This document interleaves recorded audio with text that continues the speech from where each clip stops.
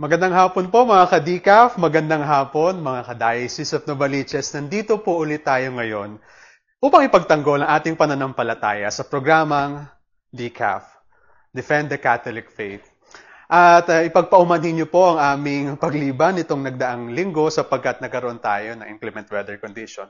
Pero hindi tayo magpapatinag ngayon dahil napakahalaga ng ating pag-uusapan. Infant baptism sa tulong pa rin ni Father Abe. At bago po tayo tuluyang magsimula sa programang ito, hingin po muna natin ang paggabay ng Diyos upang maging matagumpay ang ating pagbabahaginan. Tayo po'y manalangin. Sa ngalan ng Ama, ng Anak, ng Espiritu Santo. Amen. Panginoon, naway makintal sa aming kalooban ang Espiritu Santo na habang nagbabahaginan kami ni Father Abe at ng mga makikipanayam sa programang ito, magkaroon po ng mabungang pag-uusap upang mas mapalalim ang aming pananampalataya. Ngayon pag-uusapan namin ng infant baptism, naway maalala namin kung paano kami bininyagan at paano nilinis ng Diyos na ang ating Panginoong si Jesus ang aming mga kaluluwa upang maging dapat kami sa pananampalatayang ito. Naway gabayan mo rin po ang mga kapatid namin na nahihirapan sa masamang panahong ito na tulungan sila sa kanilang mga pagsubok na kinahaharap. At sa lahat ng mga taong apektado nito, mga pumanaw dahil sa mga masasamang panahon at pagkakataong nangyari sa bagyong ito, naway tulungan mo pong iligtas ang kanilang mga kaluluwa at i-comfort yung mga pamilyang nawalan. Hinihiling namin ito sa tulong ng panalangin ni Inang Maria. Amen. Sa ngalan ng Ama, ng Anak, ng Espiritu Santo. Amen. Amen. Magandang hapon po ulit mga ka-DCAF. Narito po tayo upang mas mapalalim natin ang ating pananampalataya sa tulong ng topic nating the infant baptism. At kung meron po kayong mga katanungan or reflection sa pag-uusapan natin ito, feel free to comment to our comment section. Maganda po maisulat nyo ito ng all caps para madali nating makita saan man tayo nanonood sa ating page sa ating mga parokya, page sa diocese, sa Almusalita, live po tayo dyan. At kung may mga katanungan po kayo na hindi namin nabasa, susubukan po natin itong balikan sa mga susunod nating episode. At ngayon po, simulan na natin ang programa sa pag-uusap natin tungkol sa infant baptism. At magandang masimulan ito sa mga kritikong nagbibigay at nagtatanong sa atin, valid ba ang infant baptism? Kasi marami sa mga kapatid natin from Christian denominations, mga Protestant, fundamentalist, ang bumabatikos dito dahil hindi naman talaga ito para sa kanila explicitly na ipahayag sa Biblia. Pero dahil para sa kanila, kapag hindi nakasulat sa Biblia, hindi ito isang katotohanan para sa ating pananampalataya. Mga ka-DCAF, sa tulong po ni Father Abe, palalawigin niya ang ating kaalaman tungkol sa infant baptism. Father Abe, totoo po ba talaga na wala ito sa Biblia? Hindi ito totoong ginagawa dapat? Or invalid ba talaga infant baptism? Ang problema dyan sa katanungan na yan, Brother Adrian, Opo. ay yung ginagawa din nila ay wala rin sa Biblia. Mm-hmm. Halimbawa, pag sinabi nila hindi pwedeng binyagan ang isang bata, saan nakasulat sa Biblia na dapat ay matanda lang ang dapat binyagan? Mm-hmm. At anong edad dapat binyagan? Yeah. Di ba? Pag sinabi lang, saan tayo mag-isa? 7-year-old? 12-year-old? Yeah. Dapat ay 18-year-old na o 20-year-old na? Mm-hmm. Saan? Sabihin nila sa atin mula sa banal na kasulatan na dapat 18 pataas lang yung bibinyagan. Yes. Okay? So, pag wala silang may pakita sa atin na 18-year-old pataas, mali sila. Yes. Mm-hmm. Pag sinabi lang dapat 30-year-old, 25-year-old, 60-year-old, saan niya mababasa sa Biblia? So, ibig sabihin, yung kanilang dinidemand sa atin na dapat nakasulat sa Biblia na dapat binyagan yung bata. At tanong din natin, saan nakasulat sa Biblia na dapat matanda na binyagan? Mm-hmm. Wala rin yun. Opo. Ba't nila ginagawa? Yes. Actually, mga kapatid, ang pattern natin ay ang ating Panginoong Jesucristo na Opo binigyan naman. sa ilong Jordan. Yeah. Pero, huwag natin kalilimutan na ayon sa banal na kasulatan, Brother Adrian, ang Panginoong Jesucristo ay nabinyagan at nagsimulang mangaral at the age of 30-year-old. Yes. Di ba pagkatapos siyang mabinyagan, doon siya nagsimulang mangaral. Okay? Yung wedding at Cana and the following. Ito po yung mababasa natin sa Luke chapter 3, verse 23. Ganito po ang sinasabi. At si Jesus din, nang magpasimula siyang magturo, ay may gulang na 30 taon na anak ayon sa sinasapantahan ni Jose, ni Eli. Ayon. So 30-year-old na ang Panginoon nung nag-umpisa ng kanyang ministry right after his baptism at the Jordan. Ngayon, bakit natin sinasabi mga kapatid na yung bata ay pwedeng binyagan? Sapagkat ang bata po mga kapatid ay tao. Yes. Ang sabi ng Panginoong Jesucristo, lahat ng tao, pag hindi nabinyagan, hindi makakapasok sa kaharian ng langit. Saan po natin mababasa yan?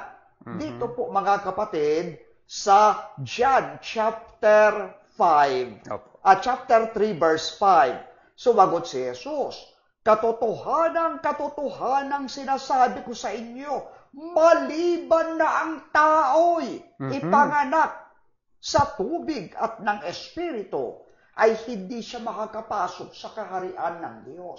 Yes. Ngayon, ano ang ibig sabihin niya ng ipanganak sa tubig at Espiritu?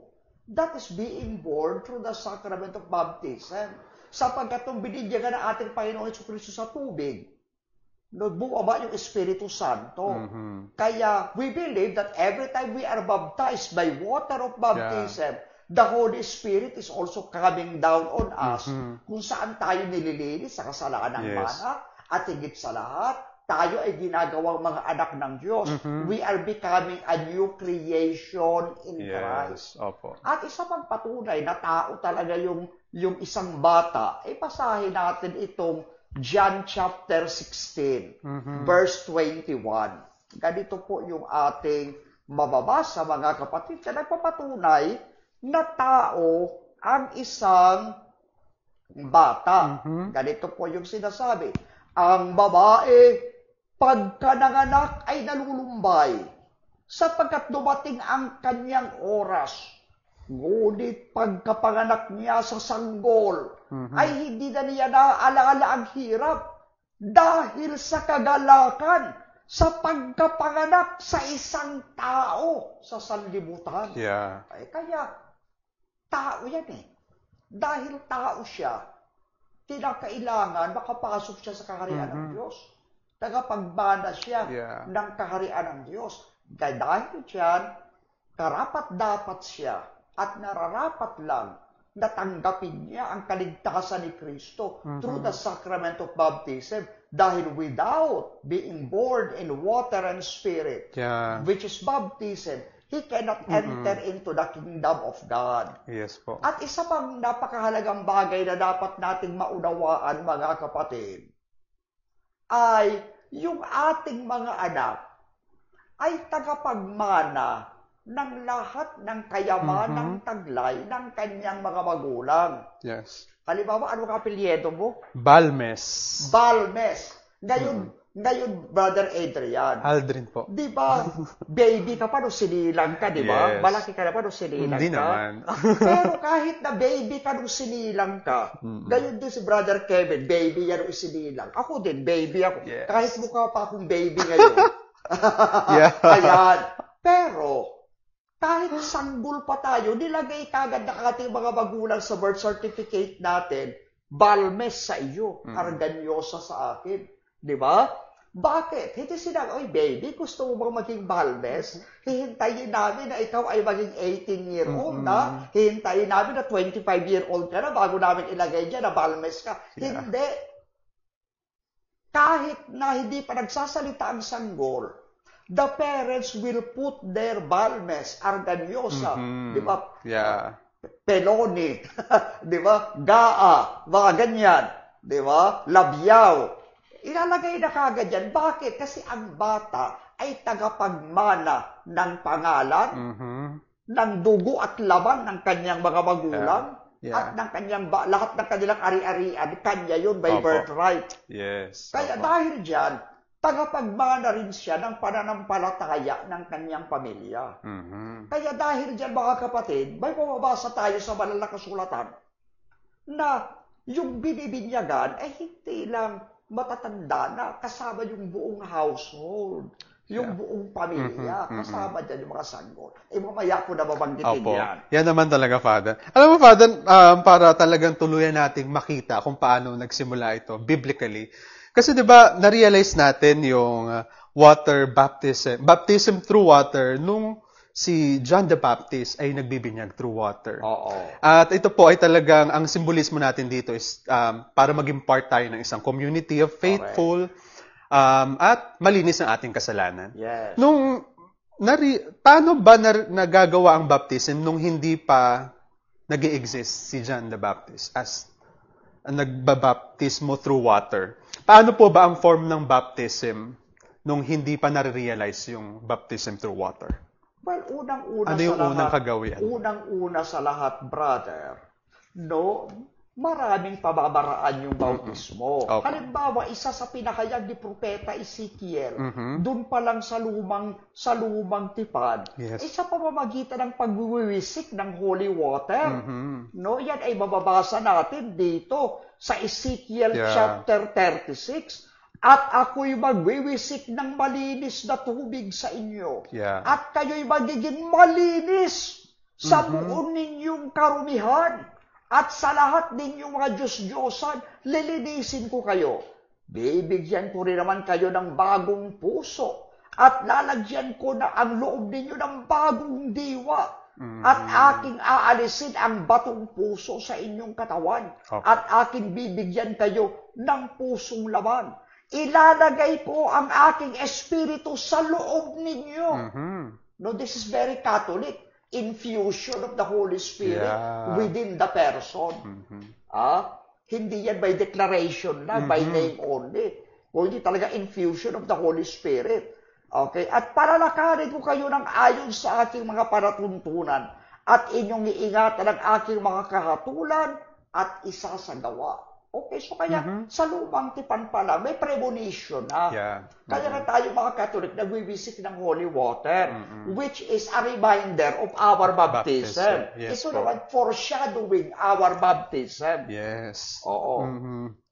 So, Father, yung kasi kailangan maging member ka ng isang community. Anong ritual or initiation rite ang ginagawa ng mga bawa ko mga Hudyo or mga unang Kristiyano para mababilang sila sa isang pananampalataya? Kasi ang alam mo, brother, nung lumang tipan, para ikaw ay maging member ng Christian community o ng Jewish community, Opo. maging part ka ng family of Abraham through covenant, kinakailangan yung circumcision. Yes. Paglilinis din yan, Father. Paglilinis din yan. Basahin natin, Brother Kevin, itong Genesis chapter 17. Verse 12 to 13. Opo. At ang sabi dito, and he that is 8 days old shall be circumcised. Imagine na, 8-year-old. Among you, every man, child in your generations, and my covenant shall be in your flesh, for an everlasting covenant.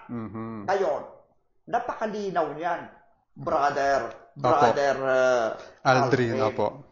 Sabi, lahat daw ng lalaki, lahat ng tao, lahat ng lalaki, kasama na yung mga bata, every man and child. At ano yung umpisa? 8-year-old. Yes. 8-year-old. 8 day. 8 day. 8 day. 8 day. Thank you for that correction, brother. Napunta ko sa 8-year-old. 8 days. Pero dito very specific, no, Very Father? specific. It's infant. Oo, 8 days lang. Ay ano na, pwede nang tuliin para maging part ng covenant. Yeah. Ang tanong, brother, ayon kay San Pablo, dito po sa Colossus chapter 2 verse 11, ang bautismo ang siyang circumcision of the new covenant in Christ. Nice. Basahin ko po. Sabi dito sa Colossus, in whom also you are circumcised kayo rin ay mga tinuli with the circumcision made without hands, hindi gawa ng kamay ng tao, nakagaya ng sa lumang tipan. Okay. In putting off the body of the sins of the flesh, sa pag-aalis ng kasalanan ng katawan, ng kasalanan ng laman, by the circumcision of Christ. Yes. Ano yung circumcision ni Christ? Ayan, doon sa verse 12. Buried with Him in baptism. Yes. Ayan. Wherein also you are risen with Him through the faith of the operation of God. Kaya tayo din muli nabubuhay. Sa pamamagitan ng bautismo na yan, nabubuhay tayong muli kay Kristo. Okay. Who had raised Him from the dead. Kaya sinasabi natin, kung paano tayo'y nakasalo sa kamatayan ni Kristo sa sakramento ng binyag, tayo rin makakasalo sa muling pagkabuhay ni Kristo. Yes, yan ay from Colossians chapter 2, verse 11 to 12. Na ang binyag o ang bautismo ay siyang circumcision of Christ, not by the flesh, but through the Spirit.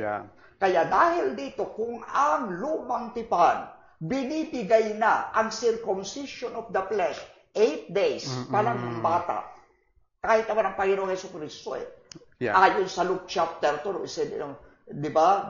Siya ay tinuli pagkatapos ng 8 araw. Okay.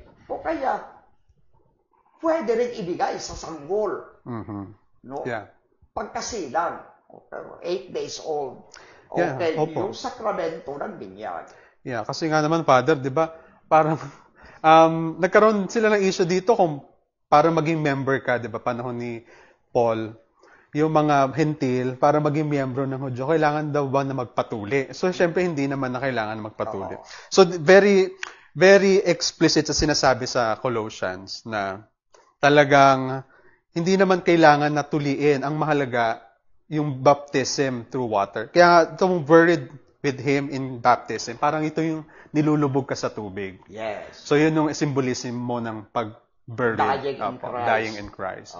No, kapag nilutang ka, resurrection naman. Nabanggit mo, brother, yung issue ng circumcision during the time of the apostles. Hindi mo ba alam na nung pinagdebatehan yan, nung una, the Judaizers insisted na dapat yung mga Kristiyano, yung bagong converts, dapat pa-circumcise muna. Okay, sabi ni St. Paul, hindi. They didn't believe St. Paul. Okay, it took the apostles, St. Peter, St. James, and the other apostles to settle it during the Council of Jerusalem. Yan ay mababasa natin sa Acts chapter 10. Okay. Pero, kaya dyan natin mababasa, kung merong debate, ang magdidesisyon ay ang leadership ng church. Kagaya na nangyari dyan sa Acts chapter 10 sa Council of Jerusalem. Ngayon, thinking sa bautismo, brother, walang nakasulat ang Biblia kung anong age dapat. Wala rin nakasulat kung saan dapat. Kasi sa Panginoong Jesucristo, tsaka si St. John the Baptist, nagbibigay sa Ilog Jordan. Walang sinabi na lahat tayo dapat magpunta para Ilog Jordan para doon lang mabinyagan. It is the church that made the decision na basta may tubig.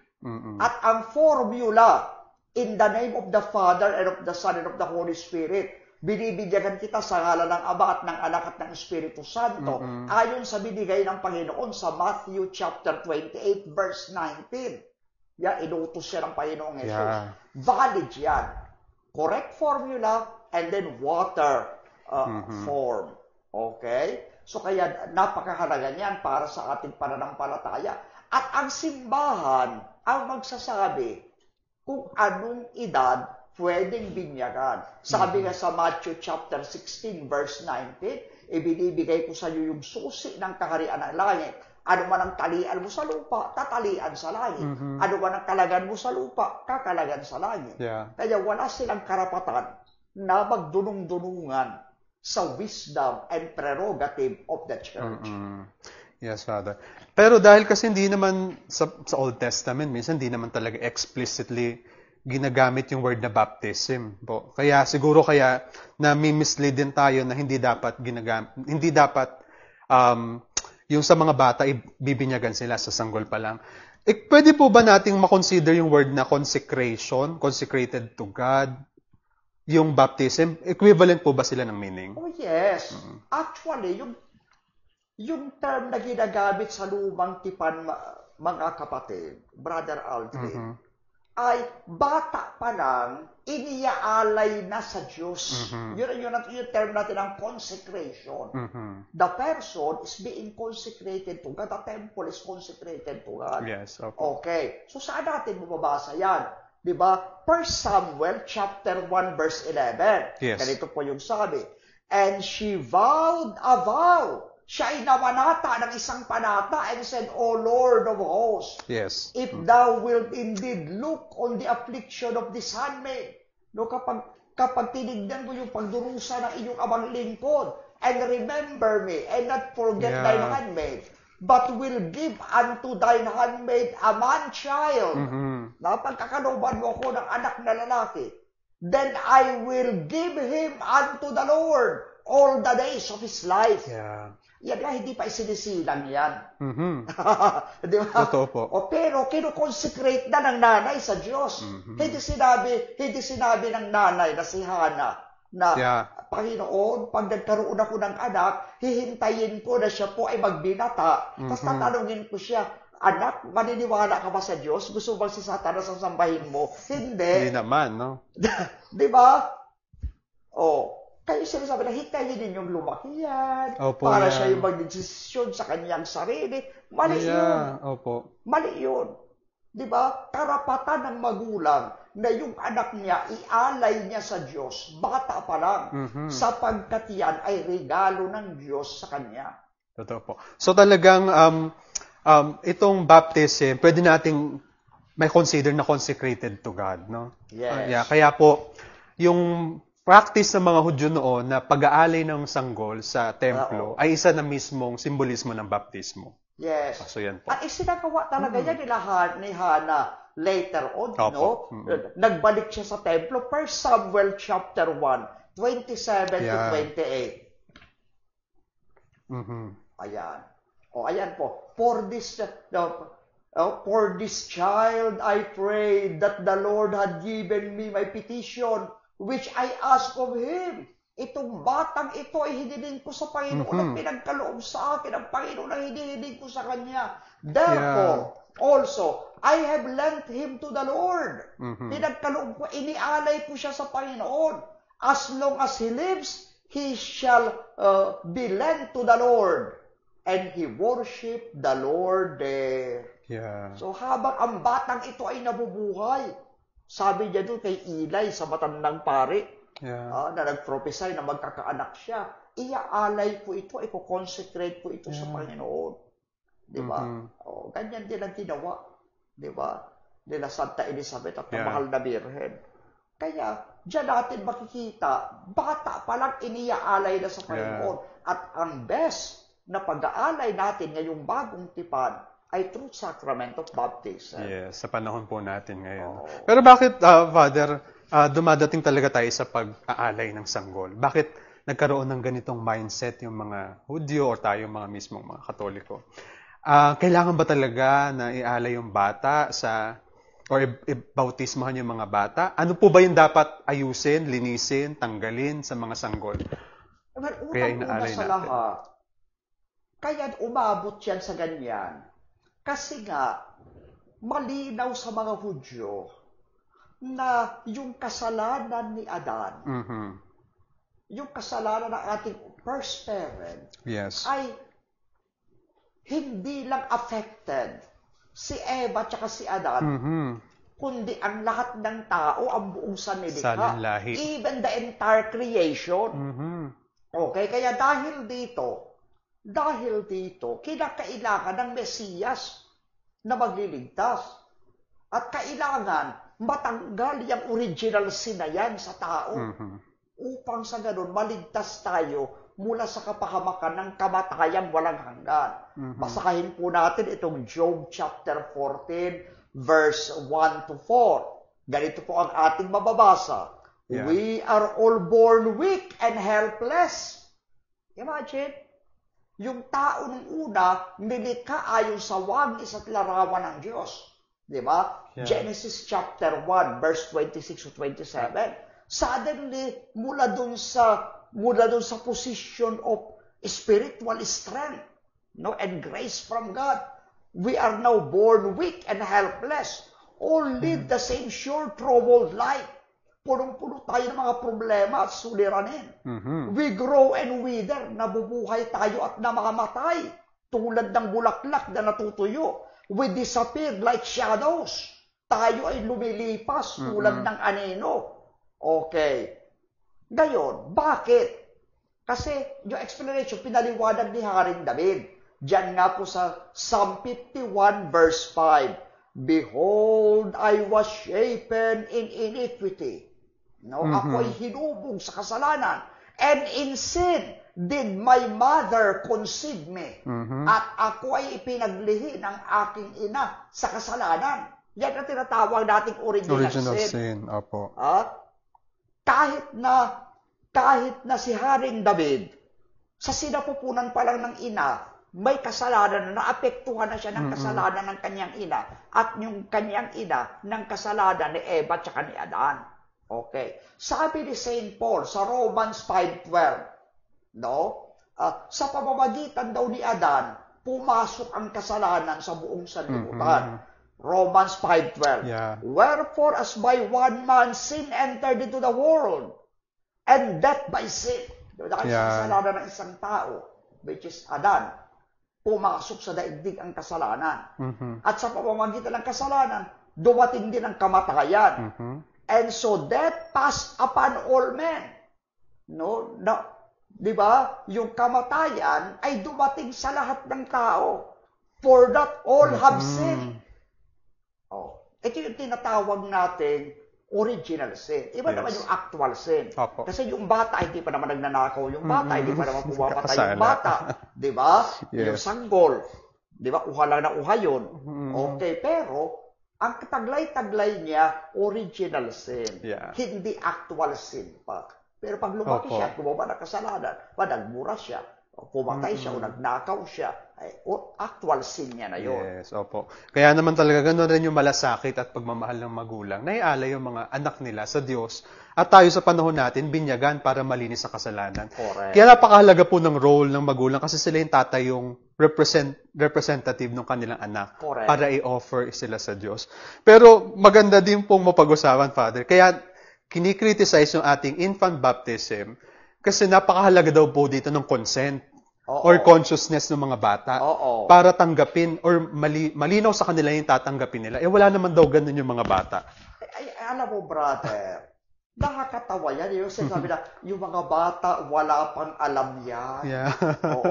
Kaya, bakit tumibigyan ka ng isang taong walang alam?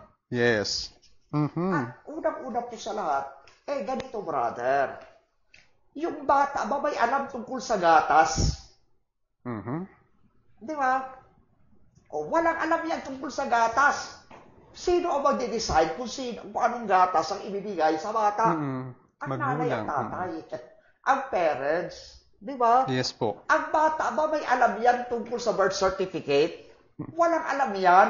Higil sa birth certificate. Pero sino magpapalista sa birth certificate? Nanay at tatay. Ang bata ba, pag may sakit, may alam na tumawag ng doktor? Wala rin. Sino ang tatawag ng doktor? Ang nanay at tatay. Ngayon, brother, tungkol naman yan, ang mga bata ba ay talagang walang alam? Completely? Yan ba ay talagang naaayon sa banal na kasulatan? Ito'y biro lang po ito. Baka masaktan yung mga kapatid natin ibang religion. No, ito po ay joke, no, in a sarcastic way. Sabi ko, sabi kaibigan akong pastor, yung mga bata, sabi niya sa akin, Father Abe, wala pang alam yan. Diniro ko siya. Pastor, baka po yung mga baby sa inyo, mga mangmang at mga ignorante. Pero yung Catholic babies, matatalino. Joke po yan, ha? Opo. Yeah, please, with take all it lightly, respect, please. Please take it lightly. With all due respect to all the babies in the world. Di ba? Coming from one who looks like a baby, we have so much respect for the baby. Just trying to be humorous. Para sa ating pananampalataya, Brother Aldrin, ang mga sanggol ay merong special knowledge from God. Basahin natin ang Matthew 11:25. Ganito po yung sinasabi. At that time, Jesus answered and said, I thank thee, O Father. Pinapasalamatan kita, O Ama. Okay. Panginoon ng langit at lupa, Lord of heaven and earth, because thou hast hid these things from the wise and the prudent. No? Itinago mo ang mga bagay na ito sa mga pantas at matatalino. But you have revealed them unto babes. Babes, hindi po yan babes na girlfriend. Yeah, babe. Hindi yan babes ni Kevin. Yan ay mga sanggol. Yeah. Mga sanggol. Yun daw karunungan na itinago ng Diyos sa mga pantas at matatalino, sa mga Pariseyo na feeling nila matatalino sila. In fact, sila yung mangmang. Dahil ang mga sanggol, pinagkalooban ng Diyos ng special revelation, special grace, special blessing. Kaya dahil dyan, mga kapatid, hindi mangmang ang mga bata. Yes. Catholic children yan. Kasi sila nagsabi na yung mga bata, mangmang. Baka yung mga bata nila, mangmang. Sa aming mga Catholic, matatalino. Wow. Di ba? Pauha-uha lang yan. Akala mo, uha-uha. Sa pandinig ng Diyos, matalino yan. Yeah. Di ba? O sabi nga ganyan, man is a rational being. Yeah. Kailan daw nag-umpisa na maging rational being ang tao? Sanggol pa lang, brother. Sanggol pa lang. Kaya pala, si Saint John, yung John the Baptist. Nasa sila pupunan pa nga lang, nag-react na. May talent. Nag-react na siya nung naramdaman niya na paparating ang ina ng Diyos. Yeah. Diba? Makikita mo, brother. May talent na ito. Naalala yung pagtalon-talon ni Saint John the Baptist sa sinapupunan ng mahal na Birheng Maria. Yeah. Dumating ang mahal na Birhen. Nasa sinapupunan niya na dahil buntis din nun si Mama Mary kay baby Jesus. Nung binati ni Mama Mary, si Santa Elizabeth, pati yung sanggol, tumalon-talon. Diba? He was greeting Mama Mary and the Lord Jesus. Kaya sabi ni Saint Elizabeth, sino ako para dalawin ng ina ng aking Panginoon? Yeah. Blessed are you among women and blessed is the fruit of your womb. Diba? So, ibig sabihin, ang Saint John the Baptist, mga kapatid, kilala niya na ang Panginoong Jesus. Bata pa lang, nasa sinapupunan pa lang. At yan din ay pinapatunayan sa atin ng propeta Jeremias. Ganito po yung sinasabi ng Diyos kay propeta Jeremias. Jeremias chapter 1, verse 5. Dapat po natin memoryado ito, no? Mga kapatid. Sabi dito, bago kita inanyuan sa tiyan ay nakilala kita.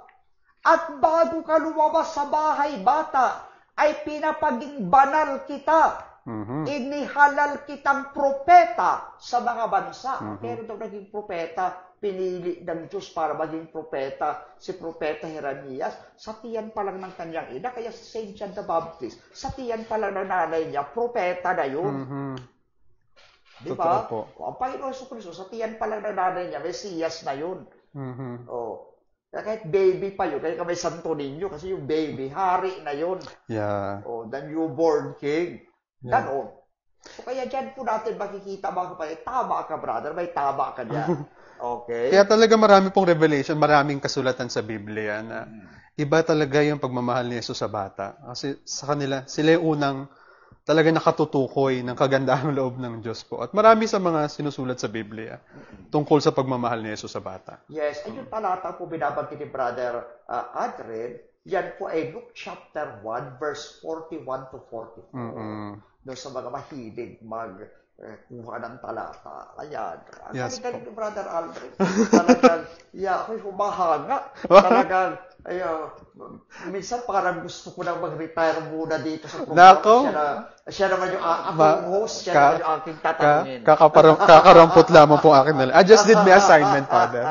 Very I good. just did my assignment. May talent talaga, magaling sa research. Talagang, halatang nag-MA. Na hindi matapos-tapos. Hindi siya.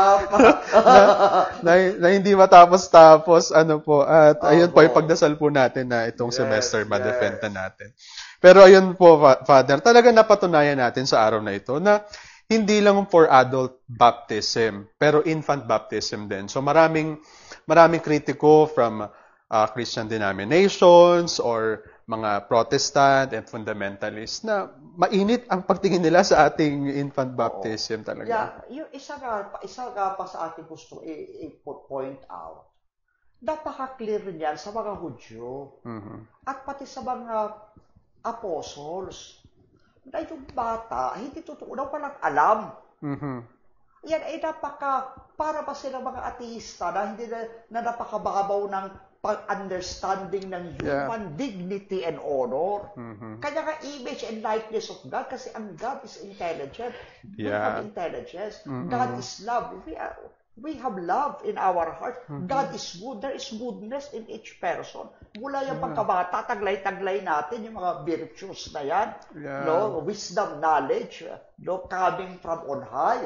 Yes. At ito rin na sinasabi ni Apostol San Pablo, ay very Catholic si St. Paul, Brother Anthony. Mukha nga po. Kasi member yan ng Church of Rome. Yes. Tayo rin member tayo ng Church of Rome. Totoo diba? po. Dahil ang bishop natin, si Bishop Robiga, in full communion yan with Pope Francis, the Bishop of Rome. Ang buong diocese ng Novaliches, in full communion with the Diocese of Rome, the See of St. Peter. Yeah. O kaya dahil dyan, iisa yung paniniwala natin with St. Paul. Basahin natin itong sulat ni San Pablo, 2 Timothy, chapter 3, verse 15. Yan, 15 na yan, lagi nung binitaw, edad ko. Oh. Hindi mo kabaliktaran? Yes. Ganito po yung sinasabi. Opo. And you remember that ever since you were a child. Sino yung kausap niya ni San Pablo? Si Timothy, si Saint Timothy. Huwag mong kalimutan na mula pagkabata, mula pagka-child, you have known the Holy Scriptures, which are able to give you the wisdom that leads to salvation through faith in Christ Jesus. Ay, Siyempre, yung mga magulang ko, Brother Aldrin, mula pagkabata, ay Katoliko na. Yeah. Kaya mula pagkabata, ay Catholic. Mula pagkabata, taglay-taglay ko ang pananampalatayang Katoliko. For sure, ikaw din. Opo. Diba? Tayong lahat naman na born Catholic.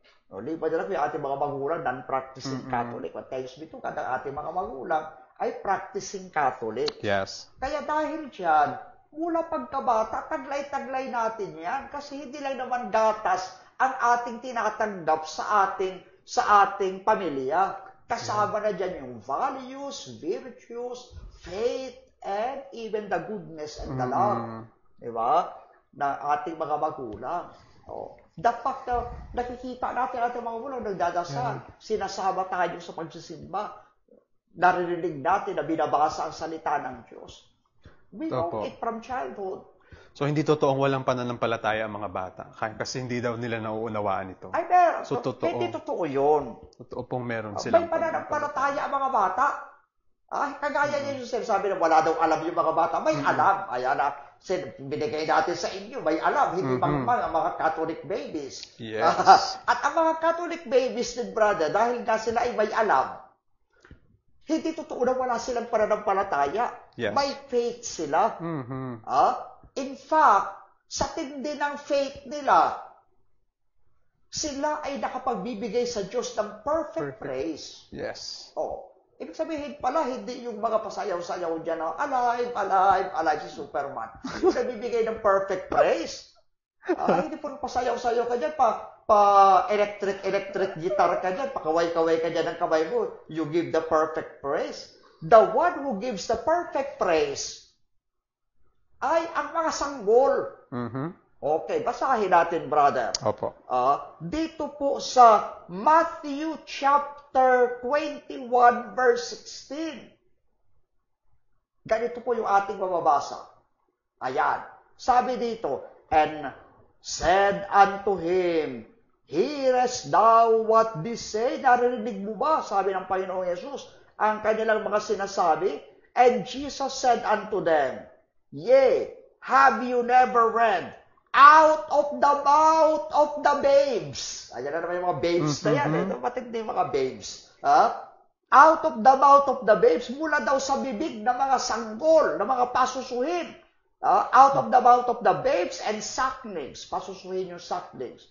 Thou hast perfected praise. Mula sa bibig ng mga sanggol at ng mga pasusuhin. No? Pinagkaloob ng Diyos ang perfect praise, ang dalisay na pagpupuri, pagsamba sa Diyos. May faith yan. Yes. At yung pananampalataya na yan, brother, na yung mga bata may alam. Hindi na yan yung bagong tipan. Sa lumang tipan pala, panahon pa ni Haring David. Opo. Yeah. Malinaw na yan sa mga sumasampalataya. Ewan ko ba kung anong Biblia mga binabasa nila. Di ba? Saan din sabi yung mga sanggol nila, mangmang, yes, etc. Hindi matatalino po talaga. Ipaglalaban namin yan ang pitpita ng ilong. Na matalino, mga Catholic babies. Yes. Yes. Kahit itanong nyo sa sa Cardinal Santos, sa mga babies na sinisilang doon. The doctors will tell you that they are very intelligent. Yeah. Okay. Psalm 8, verse 1 to 2. O Lord our God, your greatness is seen in all the world. O Diyos na aming Panginoon, ang iyong kadakilaan ay nakikita sa buong daigdig. Your praise reaches up to the heavens. Ang iyong kapurihan ay nakakarating hanggang sa kalangitan, sa kataasan ng langit. Yeah. It is sung by children and babies. Yes. Yun daw, kapurihan ng Diyos na tagus-tagusan hanggang langit. Inaawit ng mga bata at mga babies. Babies. Oh, yeah. di ba? Yan ang hirap sa kanila. Ang alam lang kasi nilang babes ay girlfriend. Hindi. Kasi po kaming mga pare, tulad ng Panginoon Jesucristo, walang asawa. Kaya ang alam na pag sinabing babes, hindi na yung girlfriend na pumapasok sa aming isip. Lalong-lalo na mga sanggol. Yes. Na may alam. May alam. And at the same time, may pananampalataya, nagbibigay ng perfect praise, na tagus-tagusan hanggang langit. Totoo po. So yan, dahil ngayon, Father, naging malinaw at binasag natin yung kaalaman na ang baptismo o yung pagbibinyag ay para sa tao at para sa mga nakauunawa, kahit ang mga sanggol. So meron din silang karapatan at parang dapat makatanggap ng biyaya ng pagbibinyag at maging parte ng kagandahang loob ng Diyos. Very true, brother. Kaya nga, pinaliwanag na natin kasi nabinigay na natin yung talata doon sa John 3:5. Diba sabi ng Panginoon Jesus, maliban na ang tao ay ipanganak na muli sa tubig at espiritu, hindi siya paghaharian ng kaharian ng Diyos. Opo. Okay, at doon nga sa John 16:21, yung bata, yung baby, tao yun. O, kaya may karapatan siya na maging tagapagmana ng kaharian ng Diyos. At yan din ay pinaliwanag na napakabuti ni San Pedro dun sa kanyang first sermon during Pentecost. Yeah. Okay. Pinaliwanag ni San Pedro na yung pangako sa binyag, ano yun, yung salvation, yung pagiging kahati ng kaharian ng Diyos. Di ba? Yung kaligtasan. Kasama dyan ang mga bata. Yes. Okay. Pakibasa natin, brother, itong Acts chapter 2, verse 38 to 39. Ganito po yung ating mababasa. Then Peter said unto them, kasi tinanong niya si Saint Peter, sabi kay Saint Peter niyan, Brother Kevin, Mga kapatid, ano yung gagawin namin? Kasi patapos mag-aral ni St. Peter, nabagbag yung loob ng mga tao. Yung 3,000 people Yeah. na nandoon. Di ba? Dahil ano sila, nakikita nila mga apostol nagsasalita na iba't ibang wika. Okay. Ngayon, sabi ni St. Peter, then Peter said unto them, repent! Diba yan ang sinasabi natin with Advent season? Yan sinasabi, repent! Oh. And be baptized. Ayan. Yeah. O, requirement for salvation, yung baptism. Repent and be baptized. Every one of you. Everyone. Yes. Everyone. Father, bata pa yun, paano makapag-repent? Ang magulang niya, maghihingi ng tawad para sa kanya. Di ba? Yung kasalanan ng buong pamilya, magulang ang magsasalita, hihingi ng tawad para sa Diyos. Di ba? Opo. Para ba nung panahon ng Passover, sabi ng Panginoon Diyos, dadaan yung anghel ng kamatayan, lahat ng walang dugo, doon sa bintana, yung mga firstborn child, mamamatay. Pero hindi sinabi ng Panginoon, yung mga sanggol, sila yung kukuha ng dugo, hindi yung tatay ang magagawa noon. Yeah, opo. Di ba? O, kapag yung tatay hindi nagtamad, hindi naglagay ng dugo doon sa harapan, mamamatay yung bata. Di ba? Oh, kaya yung decision ng parents, very important. Ibalik natin to kay St. Peter, Brother Kevin. Masyado kang, excited. Dahil nakarinig ng babes. Joke lang po. Okay? Yeah. Yeah, napakabait ni Brother Kevin, kaya ganyan. Ganyan po, ano sabi ni St. Peter? Repent and be baptized, every one of you, in the name of Jesus for the remission of sins. So, dapat ma-remit yung sin. Yung mga bata, ang sin na i-remit, original sin. Opo. Okay. And you shall receive the gift of the Holy Spirit, the gift of the Holy Ghost. Verse 13, for the promise is unto you and to your children. Kasama yung children. Yeah. Hindi sinabi, ay sa inyo lang mga matatanda na, yung mga bata hindi kasama dyan. Okay, for the promise is unto you and to your children, and to all that are afar off, yung mga Gentiles. Opo. Hindi lang mga Hudyo, kasama yung Gentiles. Kaya damay tayo, ang layo-layo natin mula sa Israel. Pero Pilipino tayo, pero nadamay tayo because of that, even those from afar off. Even as many as the Lord God shall call. O sino bang tatawagin ng Panginoon? Yeah. O, kaya sa baptism, tinatawag yung pangalan. Okay, Aldrin. Di ba? So magandang pagtibayan din dyan, Father, na yung be baptized every one of you. So hindi lang talaga kaya nga din nagkaroon ng adult baptism kasi nakasentro ang pananaw sa converts, which is the adults. So, pwede din nating masabi dito na be baptized, every one of you, kasama yung mga household member ng family. Even the child, the babies, everyone. No? Talagang everyone. Actually, brother, hindi totoo yung statement na before ang binibinyagan lang ng simbahan o ng mga early Christians, ay mga adults. Yeah. But later on, nung konti na lang yung adults, may mga ganyan. Magbaptize ng babies. Hindi po totoo may ganyan argument. Opo. From the early life of the church, from the time of Pentecost, from the time of the apostles until now, they were baptizing the entire household. Yeah. Yung mga adults, bibigyan ng adult baptism. Yung mga bata, bibigyan ng infant baptism. Entire household yan. At ginagawa po natin magpahanggang ngayon with the catechumens, no? At magpakailan pa man. Magpakailan pa man. Ayan. Okay. Saan po natin mabasa yung entire household? Binibigyan ng baptism.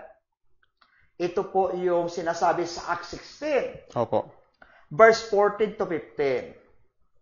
At isang babaeng nagngangalang Lydia, na mangangalakal ng kahayong kulay ube na tagabayan ng Thyatira, isang masipag sa kabanalan, ay nakinig sa amin na binuksan ng Panginoon ang kanyang puso upang unawain ang mga bagay na sinalita ni Pablo. Verse 15, At nang siya'y mabautismuhan na at ang kanyang mga kasambahay.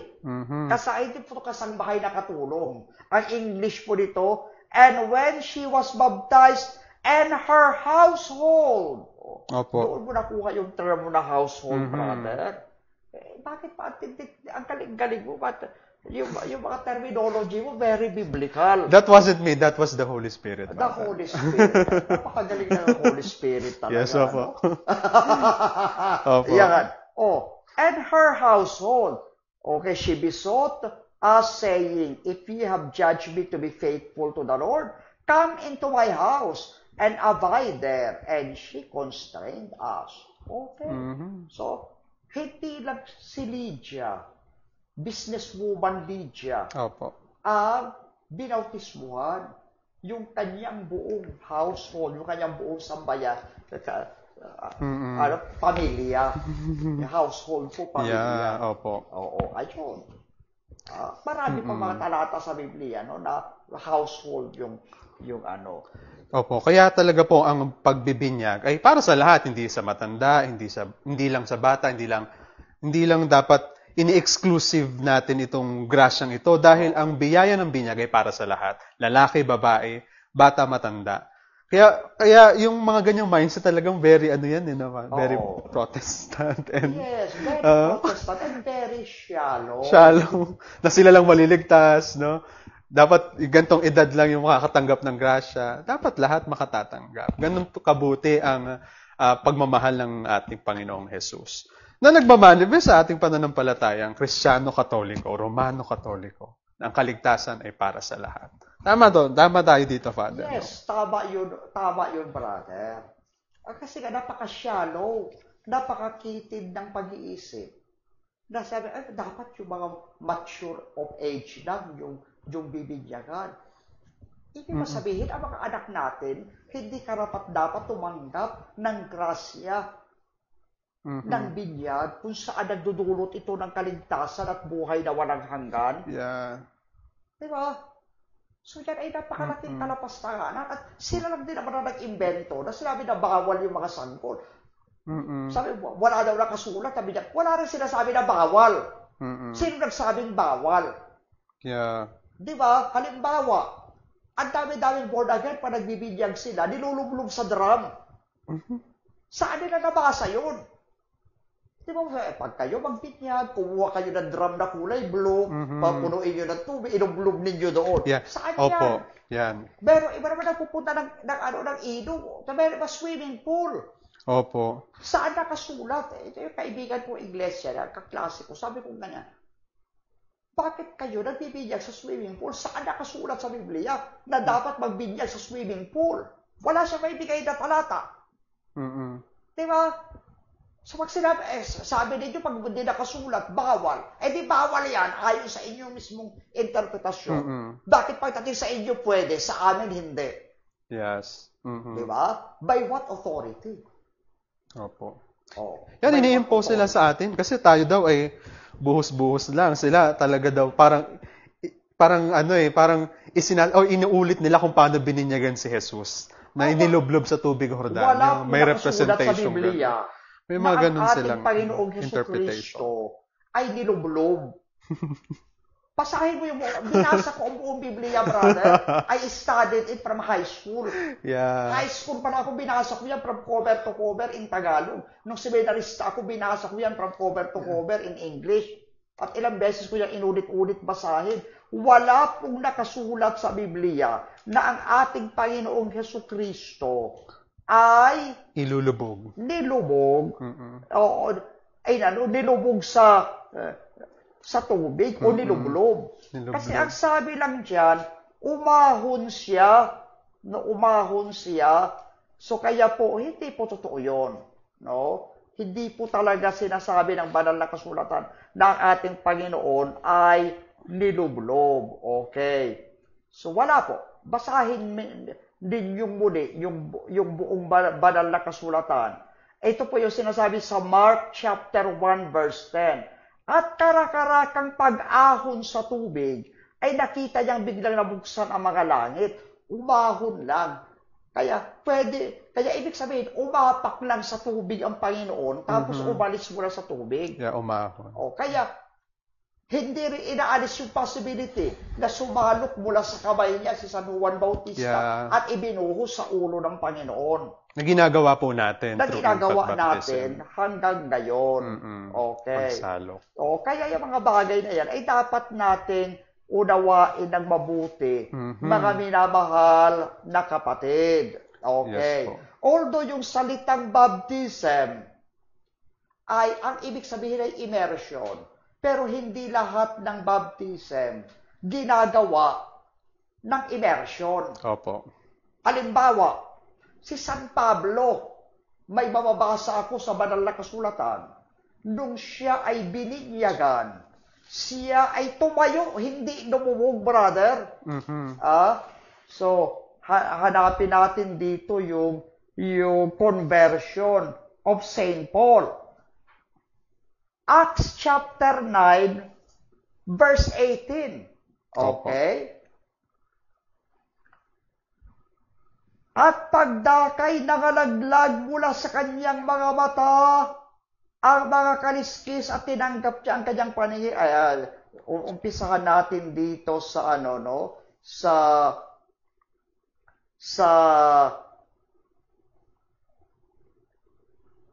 taas. At umalis si Ananias at pumasok sa bahay at ipinato ang kanyang mga kamay sa kanya. At sinabi, kapatid na Saulo, ang Panginoon sa makatuwid bagay si Jesus, na sa iyo'y nagpakita sa daan, na iyong pinanggalingan ay nagsugo sa akin upang tanggapin mo ang iyong paningin at mapuspos ka ng Espiritu Santo. At pagdakay nagalaglag mula sa kanyang mga mata ang mga parang kaliskis at tinanggap niya ang kanyang paningin. Ito, brother. At siya'y nagtindig at siya'y binautismuhan. So si Apostol San Pablo, bininyagan, binautismuhan sa loob ng bahay. Opo. At siya ay nakatayo sa loob ng bahay. Hindi yan immersion. Opo. At walang ilog doon. Walang swimming pool sa loob ng bahay na yun. Yeah. By pouring yan. By pouring yan. At isa pa, yung pouring ay bahagi talaga yan. Yung sprinkling, di ba? Binasa ko na kanina yung Ezekiel 36. Yes, opo. Di ba? I will sprinkle clean water upon you, and I will make you clean. Yes. I will pour out my spirit upon you. Diyos ang nagsasalita doon, yung propeta Ezekiel. Ano saan naman yung pagbubuhos? Ito po yung binabanggit sa atin ng Isaiah chapter 44, verse 3. Ganito po ang ating mababasa, mga minamahal na kapatid. Isaiah 44, verse 3.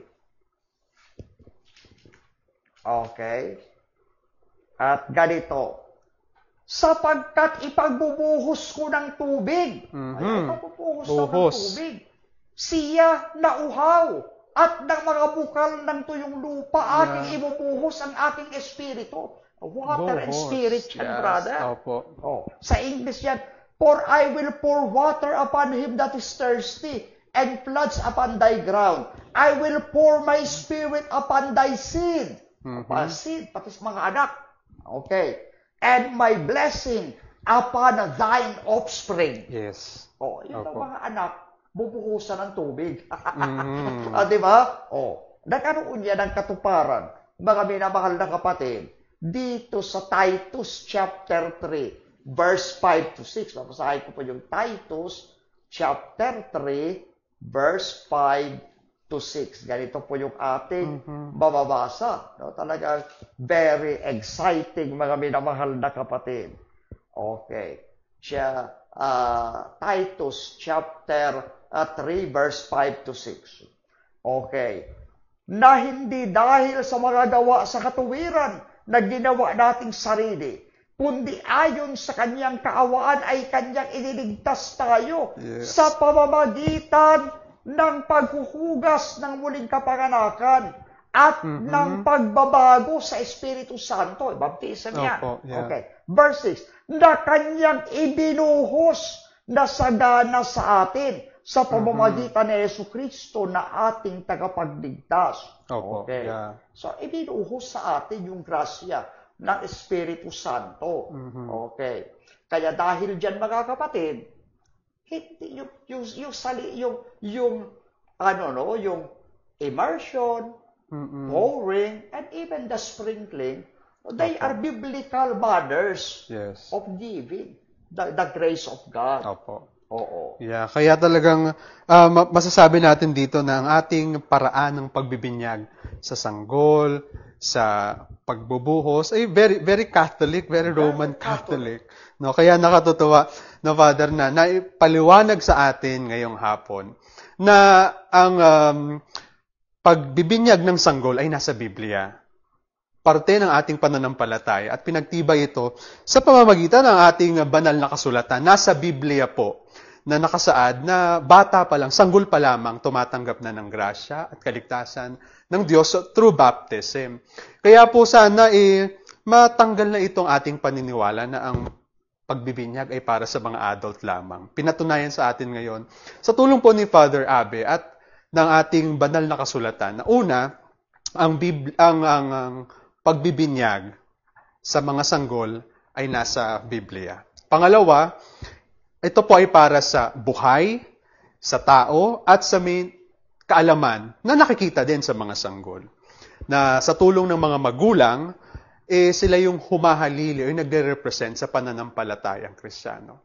At hindi din po totoo na kailangan ilubog lang. Maraming paraan po ng pagbibinyag. At ito po nabatid natin na pwede din sa pagbubuhos na nakasulat sa Biblia. At sana po maliwanagan tayo na tama na yung pakikipag-debate or paninira sa pananampalatayang Romano-Katoliko dahil lahat po ng ating mga gawain ay nakasaad sa Biblia. Biblia pa lang po ang pinag-uusapan natin pagdating sa infant baptism. Meron pang historical aspect, meron pang theological aspect na hindi rin to inimbento ng ating mga church fathers. So napakaikli po ng oras para tunghayan natin ito. Baka meron pang mga pagkakataon na mapag-usapan natin ito sa mga susunod na segment. At nagpapasalamat po tayo kay Father Abe dahil sa pagkakataong ito, naliwanagan tayo sa kahalagahan ng ating pagbibinyag. At hinihingi po natin ang final word ni Father Abe tungkol sa panayam na ito, ang kanyang panalangin at huling pagbabasbas para tuluyan pong tapusin ang programa sa araw na ito.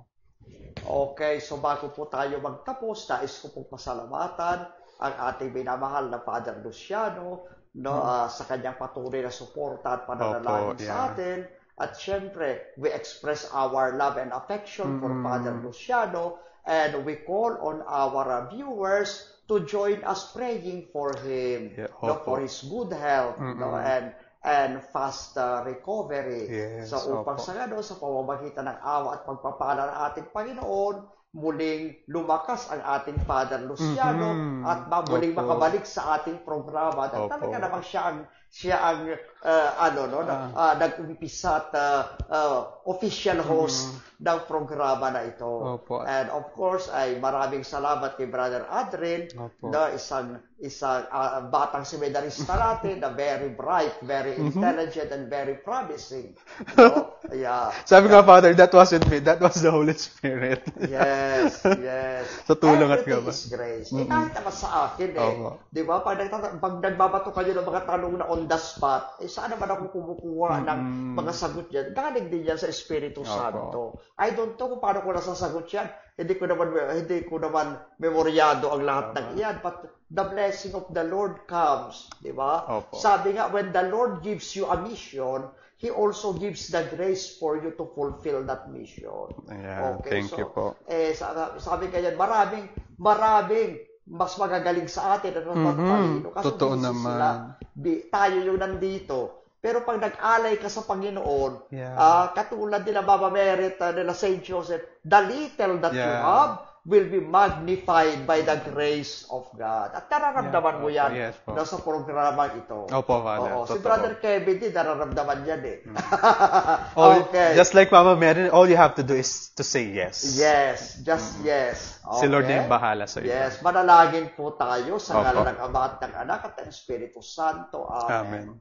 Diyos na aming Ama, pinupuri ka namin sa mga aral na pinagkaloob mo sa amin sa araw na ito sa pamamagitan ng aming programang DCAF, Defend the Catholic Faith. Inihiling po namin sa iyo na patuloy mong pagpalain ang social media ng Diocese of Novaliches. Pagpalain mo rin ang aming mahal na obispo, Bishop Roby Gaa, at ang lahat ng aming mga kaparian. Hindi lang po ang aming mga pari, pati ng lahat ng mga lay people. No, at hinihiling namin sa iyo na patatagin mo kaming lahat sa pananampalataya, pag-asa at pag-ibig. Nawa mas marami pang mga kabataan ang magnais matuto ng salita ng Diyos, ang nananais magtanggol at magbahagi ng aming pananampalataya, ang mga mag-aral ng banal na kasulatan.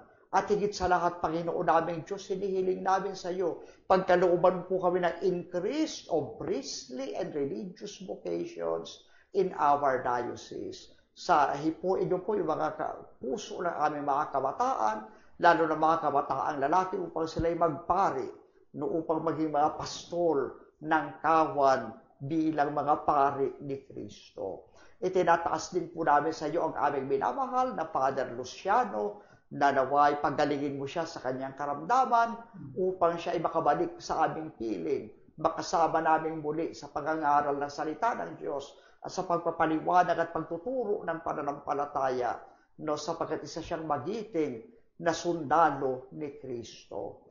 Ang lahat na ito ay amin po itinataas sa iyo, Panginoon, sa pamamagitan ni Jesu Kristo na iyong anak, kasama ng Espiritu Santo, magpasawalang hanggan. Amen. Sumainyo ang Panginoon. At sumayo rin. At pagpalain kayo ng makapangyarihang Diyos sa ngalan ng Ama at ng Anak at ng Espiritu Santo. Amen. God bless you po. Deo Gracia. Deo Gracia. Thank you, Father Abel. Soon, happy birthday, Mama Mary. Yes. Love, love. Love, love. La Mama. Birthday.